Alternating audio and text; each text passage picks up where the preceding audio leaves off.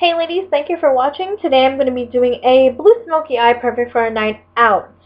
I already have MAC Painterly Paint Pot on my eyes, and I'm using Makeup Geek's Beaches and Cream to put on as my highlight color and also into my crease so that transition colors will blend more easily. I'm doing that with a big fluffy brush. And as you can see, I love this color as a highlight color.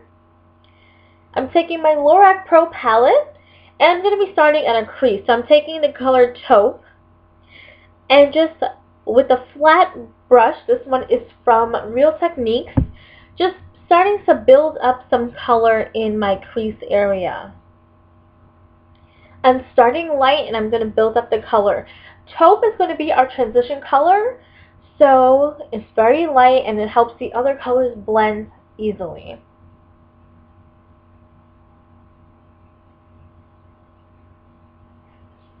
Just build it up to the intensity you like. And I'm taking a fluffy brush and just blending it out, making sure everything is smooth and no harsh lines are there. Then I'm going to be taking the color Sable in the same palette and further deepening our crease, just taking this a little lower than the taupe, concentrating it more into the crease. This is going to create some warmth to the look as well as more depth, and we're going to continue to create depth with the next colors we're taking. I'm also going to be taking the color Espresso in the Lorac Pro palette and concentrating that even closer to the crease and not taking it up as high. As you can see, it kind of forms such a cut crease type of look, which is what we're going for. Next, I'm going to be taking black and just filling out the outer V with that black color. We're going to be adding some more on later, but this is just a base. Again, a fluffy brush to kind of smooth everything out, make sure nothing is too dark, giving it a blown out look. And the color of the day, a little more taupe. I'm going to put taupe on up higher on the crease just to make sure everything is seamlessly blended.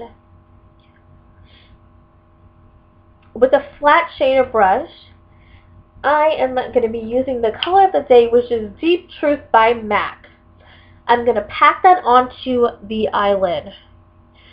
Be careful with any fallout. I got a little bit on my cheek, as you'll see in a minute, but I can repair that by sweeping it away with my foundation brush. See by my corner, I'm sweeping it away with my foundation brush. Now, I'm going to be packing this on until it is the right intensity that I want. So it took me about 2 to 3 layers. Slowly packing it on, less is more, and you can always add, but it's going to be harder to remove. Now I only really 2 or 3 coats I had to put it on. I'm starting with patting, and then when I get to the crease, I'm going to rub it a little just to blend it out.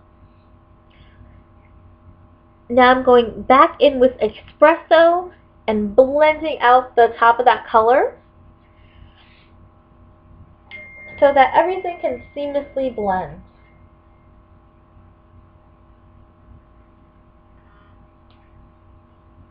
And I'm adding a little more Beaches and Creams to my highlight just to make sure it didn't rub off.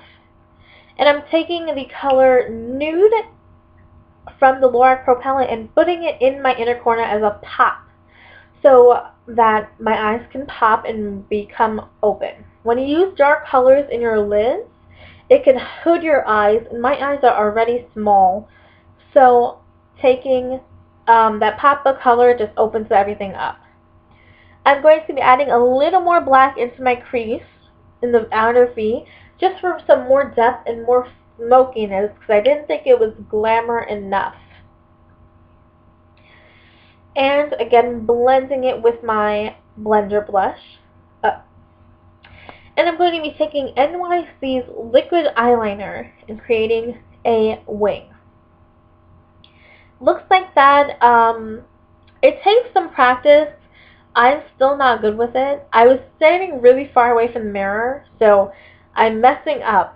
So I have to take my own I had to take the mirror from the palette to make sure that I was getting good lines. So do not fret if you're not expert yet with this liquid liner. You can use gel eyeliner if that's what you feel more comfortable with. But I like liquid liner for this look particularly because it gives a nice sharp wing.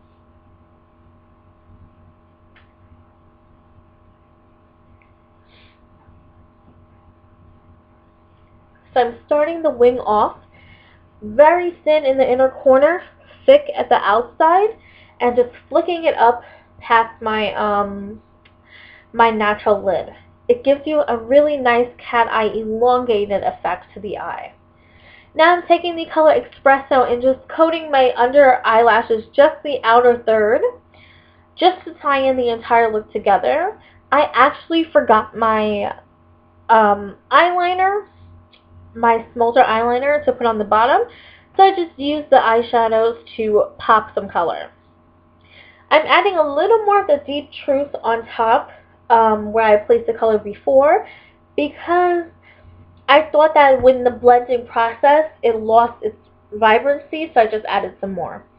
I added a little bit of the Deep Truth on the bottom, again to round out the look. And I thought it was a little too dark, so I just brushed it off.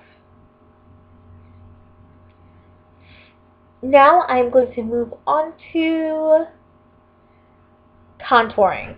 I'm using e.l.f. Contour Highlight Duo and just using an angled brush from e.l.f. to contour my cheeks. Because when you have this smoky eye, you really want a chiseled face. And also I have my hair up, so I really wanted to slim out the face. So I'm going down the bridge of my nose. I'm going on my usual corners of my cheeks. And I'm just going to blend it out with my foundation brush so that it's not so harsh. My last step, I'm taking NYX Color Mascara in the color Blue. And I really find that it gives a nice pop to the eyes. It's not really as noticeable unless you're looking down or you're in the sun, but it gives a little interesting pop.